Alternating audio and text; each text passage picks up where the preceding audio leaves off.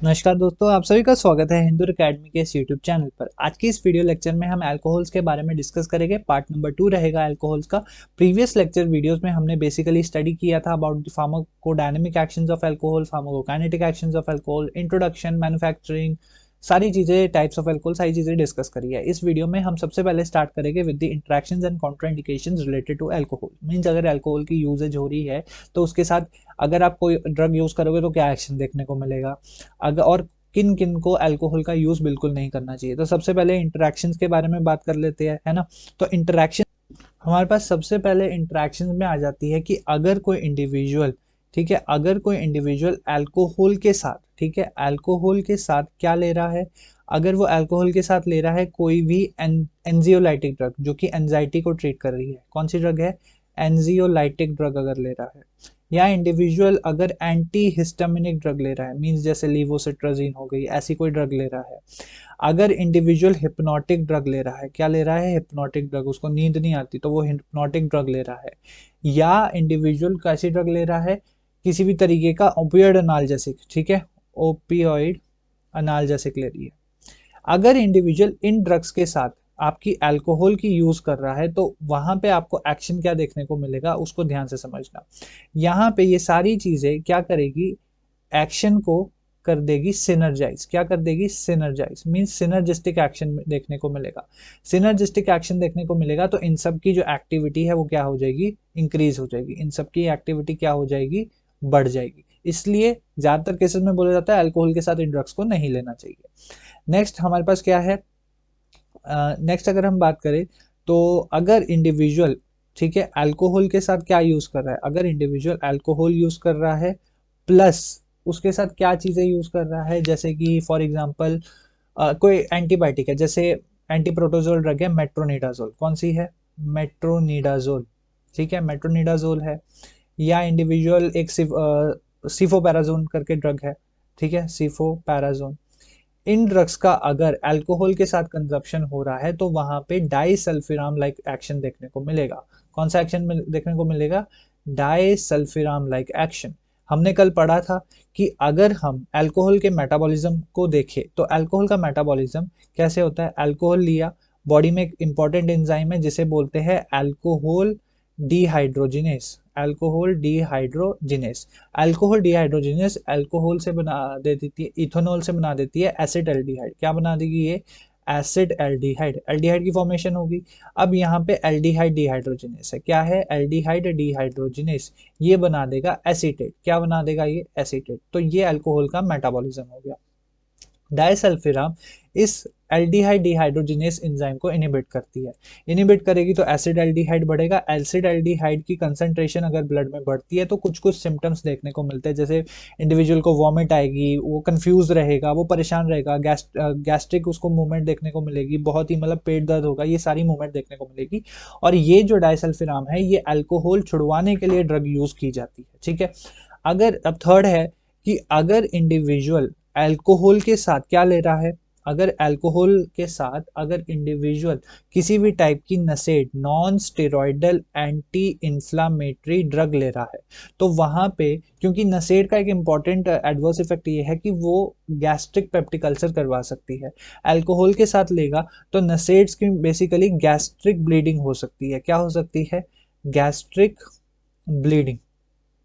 अगर gastric bleeding हो गई तो पता ही है आपको क्या होगा कि वहां पे severe gastric disorder, severe gastritis देखने को मिल सकता है। तो ये चीजें क्लियर आउट हो गई, आपको बहुत ही सिंपल तरीके से बताई है।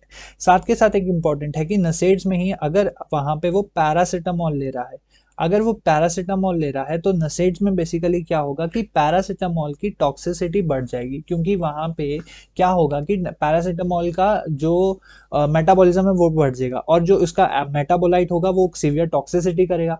इसलिए अगर कोई इंडिविजुअल अल्कोहल के साथ पैरासिटामोल लेना चाहता है, अगर वो क्रॉनिक अल्कोहल यूज कर रहा है, क्रॉनिकली अल्कोहल को यूज कर रहा है, तो पैरासिटामोल की जो सेफ डोज है उससे भी कम डोज उसको देनी पड़ेगी, ठीक है जी।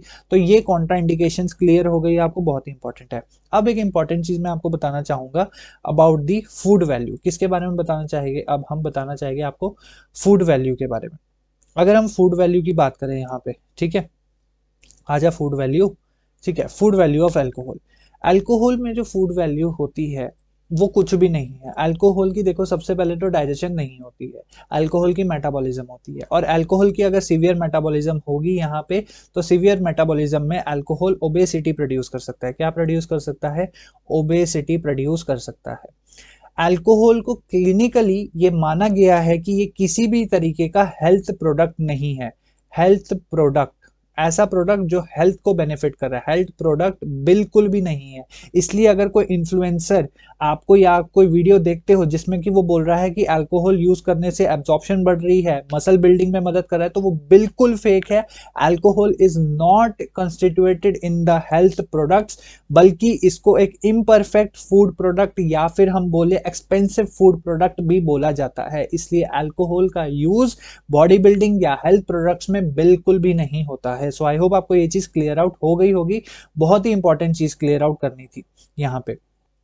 नेक्स्ट, अब हम नेक्स्ट टॉपिक्स की तरफ चलते हैं। तो सबसे पहले हम कॉन्ट्रा इंडिकेशंस को क्लियर कर लेते हैं। किसको क्लियर कर लेते हैं? अभी सबसे पहले कॉन्ट्रा इंडिकेशंस को क्लियर कर लेते हैं कि क्या क्या चीजें या किन किन में जो अल्कोहल की यूज है वो कॉन्ट्रा इंडिकेटेड है। बहुत ही इंपॉर्टेंट है, तो थोड़ा सा प्लीज ध्यान से समझ लेना। देखो, अगर कोई इंडिविजुअल, ठीक है, यहाँ पे मैं लिख देता हूँ कॉन्ट्रा इंडिकेशंस। अगर कोई इंडिविजुअल पेप्टिक अल्सर की कंडीशन में है, कौन सी कंडीशन में है? Peptic ulcer. तो पेप्टिक अल्सर में हम अल्कोहल का बिल्कुल यूज नहीं करते, क्योंकि वो गैस्ट्रिक ब्लीडिंग करवा सकता है।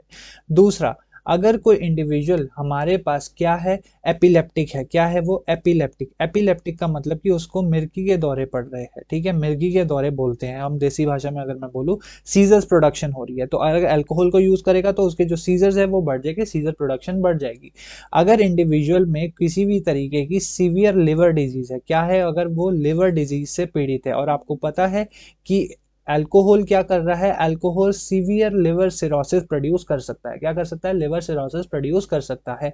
अगर कोई इंडिविजुअल अनस्टेबल है या फिर मैनियक इंडिविजुअल है, क्या है, मैनियक इंडिविजुअल, तो उसको अल्कोहल नहीं देंगे, बिकॉज अल्कोहल स्टिमुलेंट है, और वो आप स्टिमुलेंट डिप्रेसेंट जो भी है वो सारी चीजें आप वो एक गलत डायरेक्शन में उस अल्कोहल का कंजप्शन कर सकता है और यूजेज भी हो सकती है। सबसे इंपॉर्टेंट मैं बात करूंगा यहाँ पे प्रेग्नेंट वुमेन्स की।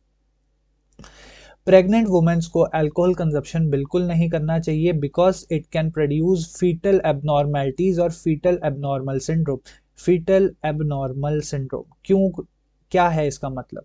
फीटल एबनॉर्मल सिंड्रोम ऐसा सिंड्रोम है जो प्रोड्यूस होता है अगर फीमेल जो है अल्कोहल कंजप्शन कर रही है, चाहे वो कोई भी क्वांटिटी हो, स्मॉल, मीडियम या लार्ज, कोई भी क्वांटिटी हो। पिज्जा की बात नहीं बात कर रहा हूँ, क्वांटिटी के बारे में बात कर रहा हूँ। स्मॉल, मीडियम या लार्ज कोई भी क्वांटिटी हो, अगर वो यूज कर रही है, तो फीटल एबनॉर्मल सिंड्रोम प्रोड्यूस हो सकता है, जिसमें कि आपको देखने को मिल सकती है माइक्रोइंसेफेली। माइक्रोइंसेफेली का मतलब होता है कि जो फीटस है या फिर न्यूबॉर्न होगा, उसमें जो उसकी हेड का शेप है या हेड का साइज है वो नॉर्मल हेड के साइज से कम होगा। रीजन ये है क्योंकि अल्कोहल ब्रेन श्रिंकेज कर सकता है। क्या कर सकता है? अल्कोहल ब्रेन श्रिंकेज प्रोड्यूस कर सकता है। साथ के साथ फीटस में ग्रोथ रिटार्डेशन देखने को मिल सकती है, उसके ग्रोथ हार्मोन्स अच्छे से काम नहीं करेंगे, इसलिए वहां पे ग्रोथ रिटार्डेशन देखने को मिलेगी। साथ के साथ और इम्पॉर्टेंट चीजें ये है कि वहां पे ब्रेन को सीवियर इफेक्ट करेगा, जिसकी वजह से जो फीटस होगा या न्यूबॉर्न बेबी होगा उसका आईक्यू भी लेवल बहुत लो होगा। साथ के साथ वहां पे उसकी इम्यून सिस्टम वीक होगा, इम्यून सिस्टम भी काफी वीक रहेगा। अगर जो वुमेन है या फिर प्रेग्नेंट वुमेन है हैवी ड्रिंकिंग कर रही है, ठीक है, हैवी ड्रिंकिंग हो रही है वहां पे, तो मिस कैरेज की कंडीशन भी प्रोड्यूस हो सकती है। क्या प्रोड्यूस हो सकती है? मिस कैरेज भी प्रोड्यूस हो सकता है। साथ के साथ अगर बेबी का बर्थ हो जाता है तो उसका जो वेट रहेगा, वेट लो रहेगा, ठीक है, अगर बेबी का बर्थ हो जाता है। तो ये चीजें हैं जो हमें प्रेग्नेंट वुमेन में ध्यान रखनी है, और प्रेग्नेंट वुमेन में बिल्कुल भी अल्कोहल का यूज नहीं होगा, highly contraindicated in case of women's. तो आई होप आपको चीज क्लियर आउट हो गई होगी। बहुत ही इंपॉर्टेंट चीजें थी यहाँ पे, contraindications in the peptic ulcer और pregnant womens and maniac persons, इनमें हम ये ड्रग को, अल्कोहल को नहीं दे सकते हैं। नेक्स्ट, अगर हम बात करें यहाँ पे फर्दर मूव ऑन होते हैं, तो फर्दर अगर हम देखें अब टॉक्सिसिटी देखते हैं अल्कोहल की। अब जो अल्कोहल की जो टॉक्सिसिटी है आपके पास, वो आपको दो तरीके से देखने को मिल सकती है। पहला तरीका तो ये है कि अगर जो अल्कोहल यूजेज है वो साइड इफेक्ट्स में आ रही है, means individual normal alcohol use कर रहा है और साइड इफेक्ट क्या देखने को मिलते हैं? साइड इफेक्ट नॉर्मल से होते हैं। नॉर्मल साइड इफेक्ट्स है, सबसे पहला तो है नोजिया, नोजियस फील करेगा। और कुछ नहीं। वॉमिटिंग, ठीक है, इंडिविजुअल वॉमिट कर सकता है, वॉमिटिंग हो सकती है।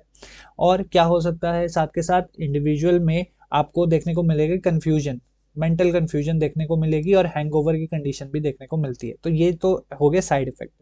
दूसरी है कि अगर इंडिविजुअल ने थोड़ी सी ज्यादा कंज्यूम कर ली है तो वहां पे एक्यूट टॉक्सिसिटी हो सकती है। क्या हो सकती है? Acute toxicity. और एक्यूट टॉक्सिसिटी को किस तरीके से ट्रीट करते हैं अभी आपको बता देते हैं। एक्यूट टॉक्सिसिटी अगर इंडिविजुअल में हो जाए तो किस तरीके से ट्रीटमेंट होगी, यहाँ पे ध्यान से समझ लो। एक्यूट टॉक्सिसिटी की स्टेज में मैं दूसरे कलर से इंडिकेट कर देता हूँ। एक्यूट टॉक्सिसिटी में सबसे पहले तो क्या क्या सिम्टम्स हो गए उसको ध्यान से समझ लो। सिम्टम्स में सबसे इंपॉर्टेंट सिम्टम होगा स्टफर का। किसका? स्टफोर का। अब ये जो सिम्टम है क्या रहता है, इंडिविजुअल जो है उसकी थिंकिंग एबिलिटी चली जाती है, या फिर unable to think. Individual is unable to think, मतलब कि वो सोच नहीं पा रहा है कि उसके साथ क्या हो रहा है, वो क्या कर रहा है, वो उसके जो एक्शंस है वो कम हो जाते हैं।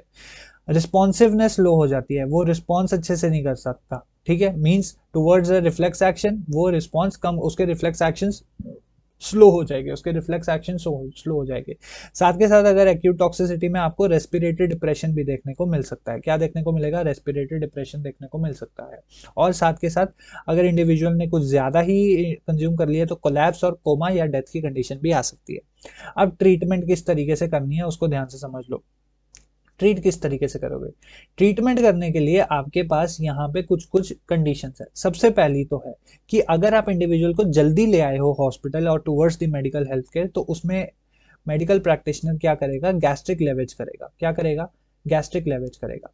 गैस्ट्रिक लेवेज क्यों करी? ताकि अल्कोहल जो है वो मैक्सिमम मैक्सिमम बॉडी से बाहर, अल्कोहल जो है वो बाहर निकल सके बॉडी के। अगर अल्कोहल बाहर चली जाएगी तो इंडिविजुअल सेफ फील करेगा। दूसरी चीज है वॉमिटस की प्रिवेंशन, या फिर aspiration, aspiration of vomitus to be prevented, of vomitus को प्रिवेंट करना है। मतलब क्या हुआ इसका ध्यान से समझना।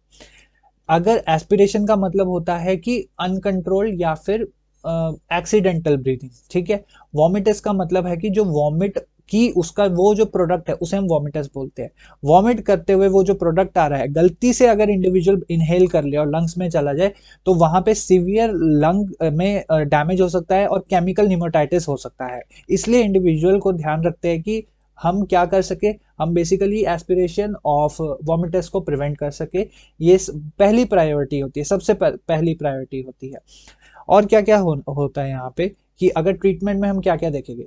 ट्रीटमेंट को सपोर्ट करने के लिए फ्लूइड और इलेक्ट्रोलाइट्स बहुत ही लॉस, अगर लॉस हो चुका है, फ्लूइड या इलेक्ट्रोलाइट्स का लॉस हो चुका है, तो वहां पे हम ध्यान रखेंगे कि वहां पे हम इंडिविजुअल को ड्रिप चढ़ाए ऑफ थायामीन। ठीक है। थायमिन बेसिकली अगर मैं सिंपल भाषा में बताऊं तो विटामिन बी 1 होता है। क्या होता है? Vitamin B 1। विटामिन बी 1 एक इंपॉर्टेंट कॉन्स्टिट्यूएंट है आपके न्यूरो सिस्टम का। ठीक है। तो इसलिए थायमिन को ग्लूकोज के साथ इन्फ्यूजन करा जाता है, और थायमिन की जो कंसेंट्रेशन रहती है वो अराउंड अराउंड अप्रोक्स 100 mg रहती है। ठीक है। थायमिन को 100 mg अप्रोक्स इन्फ्यूज किया जाता है इन 500 ml of your glucose solution. अगर आपको जो गैस्ट्रिक एम्पटिंग है या फिर जो ब्लड से अल्कोहल की कंजप्शन या अल्कोहल का मेटाबॉलिज्म फास्ट करना है तो हम ड्रिप चढ़ाते हैं, इंडिविजुअल ड्रिप चढ़ा सकता है इंसुलिन की फ्रक्टोज के साथ। तो क्या होगा, इंसुलिन की जब फ्रक्टोज के साथ ड्रिप चढ़ेगी तो अल्कोहल का मेटाबॉलिज्म बढ़ जाएगा। अल्कोहल की मेटाबॉलिज्म इंक्रीज होगी तो अल्कोहल बॉडी से जल्दी जल्दी निकलेगा। तो ये तो हो गई बात। अगर मैं बात करूंगा एक्यूट टॉक्सिसिटी की, किसकी बात हो रही है यहाँ पे? अगर बात हो रही है एक्यूट टॉक्सिसिटी की।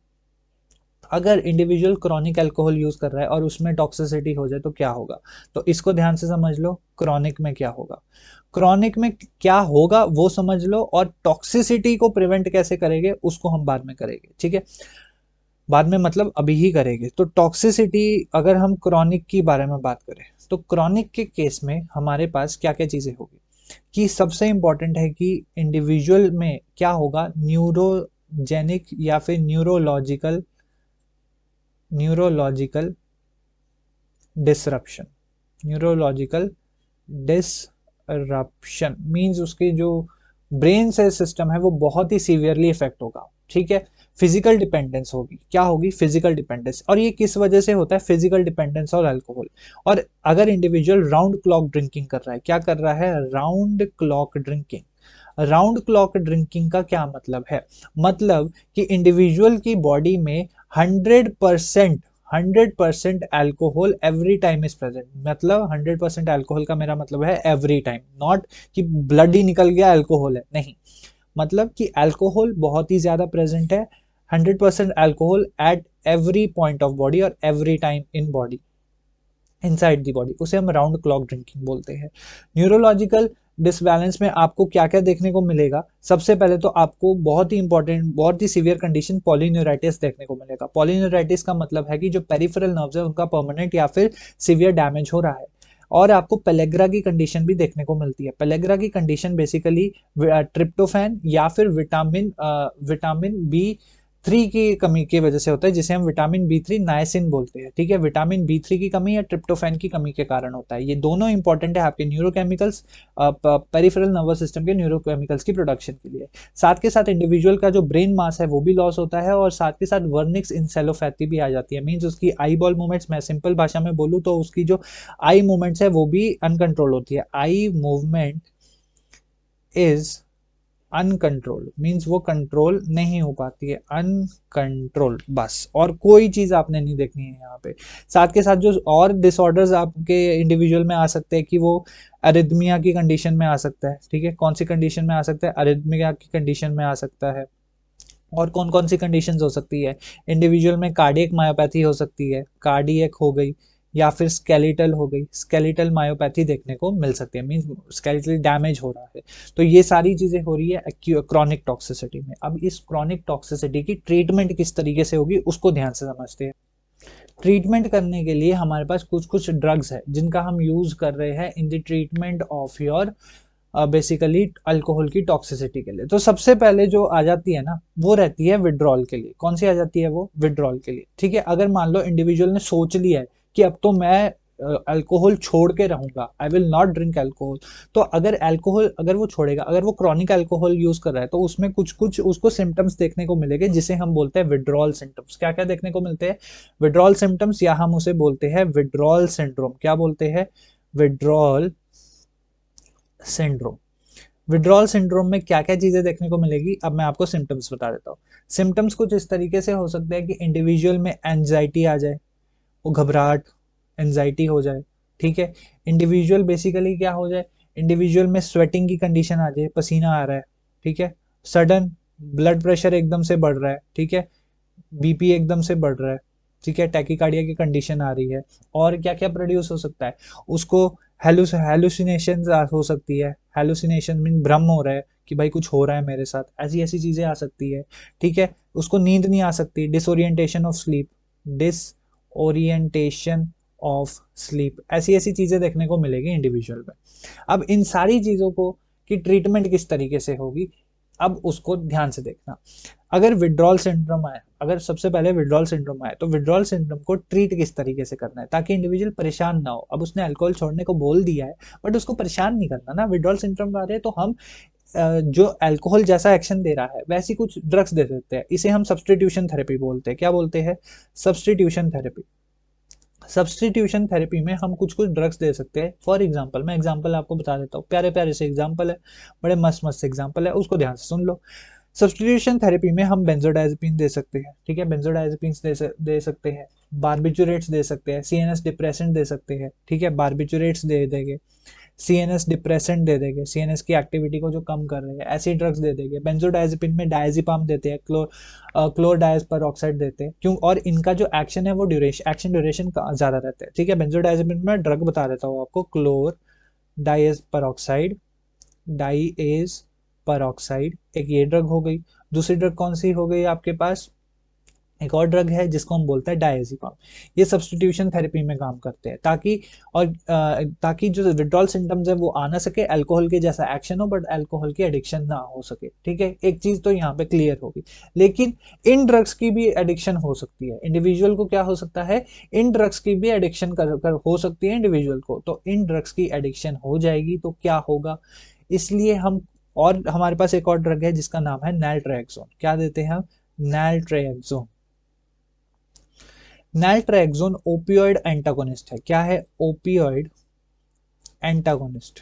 मींस ओपियोइड के एक्शन को एंटागोनाइज कर रही है, एंटागोनिस्ट है। क्या है? Antagonist, opioid antagonist. नैल्ट्रेक्सोन को दे सकते हैं, ठीक है जी। अब नैल्ट्रेक्सोन को क्यों दिया? क्योंकि अल्कोहल की क्रेविंग कम करता है। ये अल्कोहल की क्रेविंग को नहीं कम करते, ठीक है। मैं ये नहीं बोल रहा हूँ कि ये अल्कोहल जैसा एक्शन दे देते हैं, लेकिन इंडिविजुअल फिर भी क्रेव करेगा अल्कोहल का। तो अल्कोहल की जो क्रेविंग कम होती है वो नैल्ट्रेक्सोन की वजह से होती है, ठीक है। इंडिया में ये बहुत सारे डी एडिक्शन सेंटर्स में कई तरीके से यूज किया जाता है। एक और ड्रग है जिसे हम बोलते हैं एक्एम प्रोस्टेट, ठीक है। एक्एम प्रोस्टेट। अब ये भला कौन सी ड्रग है? ये एक एनएमडीए रिसेप्टर एंटागोनिस्ट है। NMDA antagonist. एंटागोनिस्ट क्यों है? क्योंकि एनएमडीए रिसेप्टर एक्साइटेशन के लिए रिस्पॉन्सिबल है। एक्साइटेशन होगी तभी मन करेगा अल्कोहल पीने का, इसलिए हम एनएमडीए एंटागोनिस्ट दे देते हैं। एनएमडीए एंटागोनिस्ट बेसिकली क्या करेगा कि वहां पे इंडिविजुअल में बेसिकली उसको अल्कोहल की तलब लगने से कम करेगा। और साथ के साथ इसका एक और इम्पॉर्टेंट एक्शन रहता है कि ये गाबा ए पे means GABA gamma अमाइनोब्यूटारिक acid A receptor पर एगोनिस्ट एक्शन दे रहा है। एगोनिस्ट एक्शन मींस जैसा उस रिसेप्टर का काम है वैसा ही एक्शन, मींस नींद करवाएगा, आपको रिलैक्स फील करवाएगा। क्या करवाएगा? रिलैक्स फील करवाएगा। इसकी जो डोज रहती है वो अराउंड 660 mg की रहती है। कितनी रहती है? 660 mg की 2 से 3 टाइम दी जाती है, ठीक है। एक्एम प्रोस्टेट की बहुत ही इंपॉर्टेंट ड्रग है। तो ये हो गए कुछ अल्कोहल विड्रॉल सिम्टम्स के लिए ड्रग्स। क्या हो गए? अल्कोहल विड्रॉल सिम्टम्स के लिए ड्रग, ठीक है जी। अब एक बहुत ही इंपॉर्टेंट और बहुत ही सीरियस टॉपिक है, ध्यान से समझना। Alcohol poisoning. अल्कोहल पॉइजनिंग हम बेसिकली बात करेंगे मिथेनॉल पॉइजनिंग के बारे में, ठीक है, जिसे हम कच्ची दारू भी बोलते हैं। मिथेनॉल पॉइजनिंग, जिस तरीके से इथेनॉल का मेटाबॉलिज्म होता है उसी तरीके से मिथेनॉल का भी मेटाबॉलिज्म होता है बॉडी में। मिथेनॉल का लेकिन जब मेटाबॉलिज्म होगा तो सबसे पहले अल्कोहल डिहाइड्रोजिनेस जो ड्रग है या सॉरी एंजाइम है वो बनाएगी फॉर्मेल्डिहाइड, ठीक है। ये फॉर्मेल्डिहाइड ही सारा काम खराब करेगा यहाँ पे। फॉर्मेल्डिहाइड फर्दर एल्डिहाइड डिहाइड्रोजिनेस की मदद से बन जाएगा फॉर्मिक एसिड में। किस में कन्वर्ट होगा? वो फॉर्मिक एसिड में कन्वर्ट होगा। बहुत ही इंपॉर्टेंट है। मिथेनॉल में अगर आपको बताओ अनफिट है ड्रिंकिंग के लिए, बिल्कुल भी ड्रिंकिंग के लिए रिस्पॉन्सिबल नहीं रहता है। Methanol is not responsible for not use for drinking. Means ethanol से तो कई ज्यादा ये बहुत ही ज्यादा डेंजरस है। इथेनॉल तो फिर भी इतने इफेक्ट्स नहीं दे रहा है, इतने सीवियर इफेक्ट्स नहीं दे रहा है, बिकॉज यहाँ पे इफेक्ट जो है वो ब्लाइंडनेस, जो मेजर इफेक्ट है वो ब्लाइंडनेस और डेथ का ही है। बहुत ही सीवियर डेथ हो जाती है। अगर मान लो, अब मैं आपको बताता हूँ कि टॉक्सिक इफेक्ट किस तरीके से है। अब टॉक्सिक इफेक्ट जो है वो इस फॉर्मिक एसिड के कारण भी है और इस फॉर्मेल्डिहाइड के कारण भी है, दोनों के कारण है। लेकिन जो मेजर जो एक्शन रहता है वो फॉर्मिक एसिड का रहता है। अब किस तरीके से रहता है उसको ध्यान से समझ लेना, बहुत ही इंपॉर्टेंट है। अब यहाँ पे अगर आपके ब्लड में सिर्फ 50 mg आ गई है, ठीक है, 50 mg भी अगर आ गई पर डेकालीटर, ठीक है, पर डीएल अगर सिर्फ 50 mg भी आ गई तो ये इतनी मिथेनॉल काफी है आपको अंधा करने के लिए। मतलब कि मोटा मोटा तौर पे हिसाब लगाओ तो 15 ml is enough to make a individual blind, ठीक है। और अगर 15 से मान लो 20 ml या फिर 25 ml तक अगर इंडिविजुअल ले जाए, max to max 30 ml, max to max 30 ml अगर इंडिविजुअल पी ले मिथेनॉल को, तो आप यहाँ पे सीवियरली डेथ प्रोड्यूस हो सकती है, ठीक है, सीवियरली डेथ प्रोड्यूस हो सकती है। सिंपल सी बात है यहाँ पे। और क्या क्या चीजें होगी यहाँ पे? सबसे पहले तो रेटिना का डैमेज होगा। और क्या क्या हो सकता है? एसिडोसिस हो सकती है। एसिडोसिस की ऐसी कंडीशन है कि आपके ब्लड में एसिड का कंटेंट बढ़ जाएगा, ब्लड में और साथ के साथ बॉडी के कई सारे फ्लूइड्स में एसिड का कंटेंट बढ़ जाएगा, जिसके कारण एसिडोसिस की कंडीशन आ जाती है। बहुत ही सीवियर टॉक्सिसिटी देखने को मिलती है। तो ये तो होगी टॉक्सिसिटी की बात, लेकिन इसकी ट्रीटमेंट किस तरीके से करते हैं वो ध्यान से सुनना, बहुत ही इंपॉर्टेंट क्वेश्चन आते हैं यहाँ से। सबसे पहले पेशेंट को एक डार्क रूम में रखा जाता है ताकि इंडिविजुअल ब्लाइंड की कंडीशन से बचा जा सके। डार्क रूम ट्रीटमेंट होती है, ठीक है, डार्क रूम ताकि इंडिविजुअल ब्लाइंड ना हो सके। दूसरी इंपॉर्टेंट चीज यहाँ पे हम यूज करेंगे, हम कई सारे गैस यूज करेंगे ड्रग्स का। सबसे पहले तो हम क्या करेंगे, गैस्ट्रिक लेवेज करवाएंगे, ठीक है। गैस्ट्रिक लेवेज किस तरीके से, क्योंकि एसिडोसिस की कंडीशन प्रोड्यूस हो चुकी है, तो एसिडोसिस की कंडीशन है तो हमें एसिड प्रोड्यूस हो गया है, तो हमें उसे एल्केलाइन कन्वर्ट करना है। एल्केलाइन कन्वर्ट करने के लिए हम बेसिकली किसका यूज कर रहे हैं, हम बेसिकली सोडियम बाइकार्बोनेट का यूज कर सकते हैं। सोडियम बाइकार्बोनेट का यूज कर सकते हैं ताकि हम एसिडोसिस की कंडीशन से बच सके। अगर इंडिविजुअल यहाँ पे एसिडोसिस कंडीशन ज्यादा हो रही है तो सोडियम बाइकार्बोनेट की भी कंडीशन उस तरीके से होगी। एक और इंपॉर्टेंट चीज है कि अगर इंडिविजुअल में हाइपोकैलिएमिया की कंडीशन आ गई है, मींस उसमें पोटेशियम का कंटेंट कम होता जा रहा है, तो उस इंडिविजुअल को हम पोटेशियम क्लोराइड भी दे सकते हैं। क्या दे सकते हैं, पोटेशियम क्लोराइड देंगे ताकि कैलीमा की कंडीशन ट्रीट हो सके, लेकिन हाइपोकैलीमा होना चाहिए वहां पे, ठीक है। नेक्स्ट एक और इंपॉर्टेंट चीज है कि हम इथेनॉल का यूज करें, ठीक है। इथेनॉल का कैसे होगा भाई, अगर हम इथेनॉल यूज करेंगे तो यहाँ पे मिथेनॉल की जगह इथेनॉल आ जाएगा, और इथेनॉल की जगह और फॉर्मल्डिहाइड की जगह एसिटल्डिहाइड, तो एसिटल्डिहाइड एसीटेट बनाएगा, तो जिसकी वजह से फॉर्मिक एसिड का कंटेंट कम होगा। फॉर्मिक एसिड का कंटेंट कम होगा तो टॉक्सिसिटी भी कम होगी यहाँ पे, ठीक है। नेक्स्ट हमारे पास एक इंपॉर्टेंट चीज है, हेमोडायलिसिस करेंगे। क्या करेंगे, basically we will do the haemodialysis. Haemodialysis means water purification करेगा, सॉरी ब्लड प्यूरिफिकेशन होगी, ताकि वहां से मेथेनॉल को मैक्स टू मैक्स हम निकाल सके। अब आ जाते हैं एक इंपॉर्टेंट चीज पे जिसका नाम है फोमेपिजोल। फोमेपिजोल फोमेपिजोल एक तरीके की हमारे पास बहुत ही इंपॉर्टेंट ड्रग ऑफ चॉइस है मिथेनॉल पॉइजनिंग की। किसकी, मिथेनॉल पॉइजनिंग की ड्रग ऑफ चॉइस है आपके पास फोमेपिजोल। फोमेपिजोल क्या कर रही है, अल्कोहल डिहाइड्रोजिनेज को इनिबिट कर रही है। ये ध्यान रखना है कि डाइसल्फिराम एल्डिहाइड डिहाइड्रोजिनेज को इनिबिट कर, और फोमेपिजोल अल्कोहल डिहाइड्रोजिनेज को इनिबिट करती है। अगर इस प्रोसेस को फोमेपिजोल इसको इनिबिट कर रही है यहाँ पर, तो आपके पास फॉर्मल्डिहाइड नहीं बनेगा, फॉर्मल्डिहाइड नहीं बनेगा तो फॉर्मिक एसिड भी नहीं बनेगा। तो इस, और ये बहुत ही इंपॉर्टेंट, और इसको ऑर्फन ड्रग की कैटेगरी में डाला गया है। कौन सी ड्रग है ये, ऑर्फन ड्रग, जो रेयर डिजीज के लिए यूज हो रही है। मिथेनॉल पॉइजनिंग हर किसी को नहीं होता, ना ये डेली होता है, इसलिए ये रेयर डिजीज में आती है और ऑर्फन ड्रग है। और जो इसकी लोडिंग डोज रहती है वो अराउंड 15 टू 18 mg रहती है। 15 टू 18 mg इसकी लोडिंग डोज रहती है। और इसे एक और इंपॉर्टेंट चीज है कि हम यहाँ पे फॉलेट थेरेपी भी कर सकते हैं, ठीक है। अब एक इंपॉर्टेंट चीज मैं आपको बताना चाहूंगा, यहीं पे मैं डिस्कस करूंगा डाइसल्फिराम के बारे में, ठीक है। डाइसल्फिराम के बारे में, डाइसल्फिराम एक बहुत ही इंपॉर्टेंट ड्रग है जो कि हम बेसिकली कहाँ पे यूज कर रहे हैं, अल्कोहल विड्रॉल सिंड्रोम में यूज करते हैं, ठीक है। डाइसल्फिराम इनिबिट कर रहा है एल्डिहाइड डिहाइड्रोजिनेज को। किसको इनिबिट कर रहा है, एल्डिहाइड डिहाइड्रोजिनेज को। जो डाइसल्फिराम है वो एल्डिहाइड डिहाइड्रोजिनेज को इरिवर्सिबली इनिबिट कर रहा है। यहाँ पे इरिवर्सिबल इनिबिशन हो रही है, क्या हो रही है, इरिवर्सिबल इनिबिशन। और डाइसल्फिराम यूज हो रहा है in case of your alcohol withdrawal syndrome, और फोमिपाजोल यूज हो रही है drug of choice in case of your basically methanol poisoning, ठीक है, या फिर अल्कोहल पॉइजनिंग। सो यहाँ पे हमने सारी चीजें क्लियर कर ली है, इन डिटेल सारी चीजें डिस्कस कर ली अबाउट अल्कोहल्स। एक एमसीक्यू वीडियो लेके आएंगे जहाँ पे आपको सारी चीजें डिस्कस करेंगे। अब thank you so much for watching, till then keep learning, keep enjoying, and MCQs वाली वीडियो को जरूर देखना ताकि क्विक रिवीजन भी हो जाए और पता भी लग जाए किस तरीके के क्वेश्चन आते एग्जाम में। Thank you so much for watching.